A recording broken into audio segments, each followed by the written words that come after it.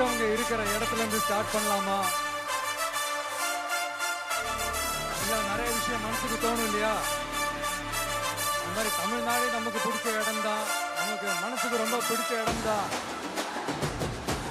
தமிழ்நாட்டில் எங்கிருந்து வேணாலும் நம்ம ஸ்டார்ட் பண்ணலாம். பட் இருந்தாலும் நம்ம வீட்டு வாசல்ல இருந்து ஸ்டார்ட் பண்றதுன்னு ஒண்ணு இருக்குல்ல. நம்மள பெத்த அம்மா இருக்கிற இடத்துல இருந்து அவங்களோட ஆசையோட ஸ்டார்ட் பண்றதுன்னு ஒண்ணு இருக்குல்ல. தானே ஒரு பிரைட்டான ஒரு சைனா இருக்கும், ஒளியோட ஒரு வெளிச்சத்தோட. இதெல்லாம் மைண்ட்ல நினைச்சுக்கிட்டு தான் உங்க விஜய் உங்க பெரம்பூர் தொகுதியிலிருந்து, நம்ம பெரம்பூர் தொகுதியிலிருந்து நம்ம பிரச்சாரத்தை ஸ்டார்ட் பண்ணணும்னு முடிவு பண்ணிட்டேன். வட சென்னையில ரொம்ப மிகப்பெரிய அடையாளத்துல ஒன்னா இருக்கிற நம்ம பெரம்பூர் தொகுதியில நம்ம லூட்ஸ் அன்னை சர்ச் இருக்கிற பிரசன்ன லட்சுமி நரசிம்மர் கோயில் இருக்கிற பல புகழ்பெற்ற மசூதிகள் இருக்கிற இந்த பெரம்பூர் தொகுதியில நம்ம பிரச்சாரத்தை ஸ்டார்ட் பண்றோம்.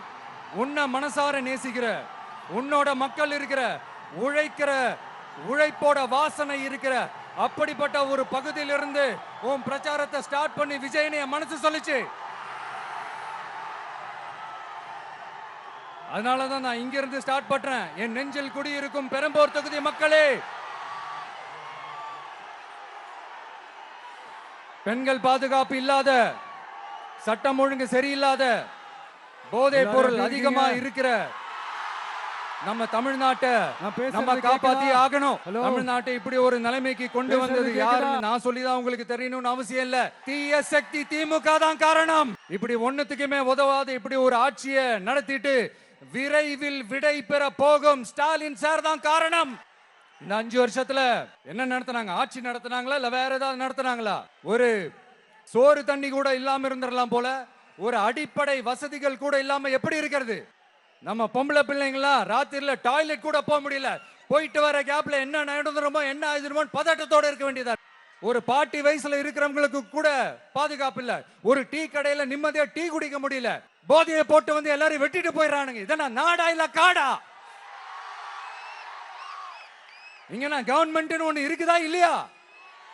5 வருஷம் போலீஸ் டிபார்ட்மெண்ட் கையில வச்சிருக்கிற ஸ்டாலின் சார் ஒரு அடிப்படை பாதுகாப்பை கூட கொடுக்க முடியலனா எதுக்கு இந்த ஆட்சி, எதுக்கு இந்த அதிகாரம்? அதனால என்னுடைய